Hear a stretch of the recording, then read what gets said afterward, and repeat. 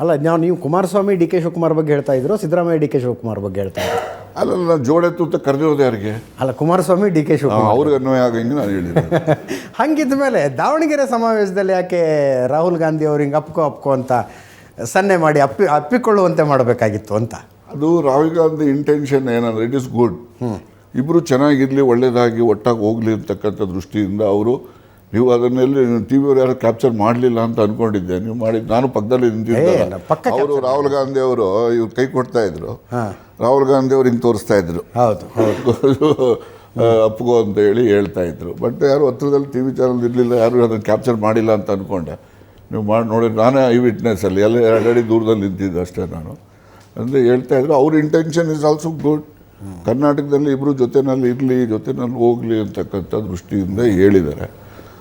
ಅದು ಒಳ್ಳೆಯದು ಅಂತೇಳಿ ನಾನು ಭಾವಿಸಿದ್ದೇನೆ. ಇನ್ನು ಪಬ್ಲಿಕ್ ಕನ್ಸಂಪ್ಷನ್ಗಾದ್ರು ಜೊತೆಲಿದ್ದಾರೆ ಅಂತ ಬರಬೇಕಲ್ಲ.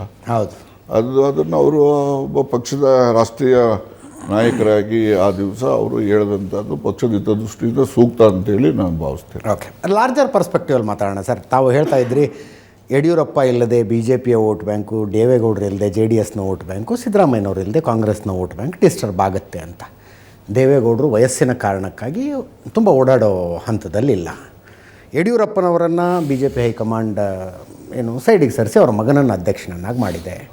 ಈಗ ಸಿದ್ದರಾಮಯ್ಯನವರು ಮುಖ್ಯಮಂತ್ರಿ ಬದಲಾವಣೆ ಆಗುತ್ತಾ ಆಗೋದಿಲ್ವಾ ಅನ್ನೋ ಪ್ರಶ್ನೆ ಎದುರುಗಡೆ ಕೂತ್ಕೊಂಡಿದ್ದಾರೆ.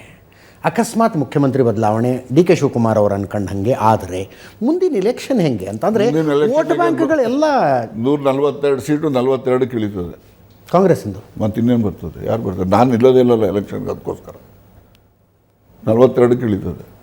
ಹಿಂದೆ ಇಳಿಲಿಲ್ವಾ? ವೀರೇಂದ್ರ ಪಾಟೀಲ್ 182 ತಂದು ಕೊಟ್ಟಿದ್ರು. ನೆಕ್ಸ್ಟ್ ಎಲೆಕ್ಷನ್ ಬಂತು, ಎಲೆಕ್ಷನ್ ಬಂದಾಗ 40ಕ್ಕೆ ಬಂತು.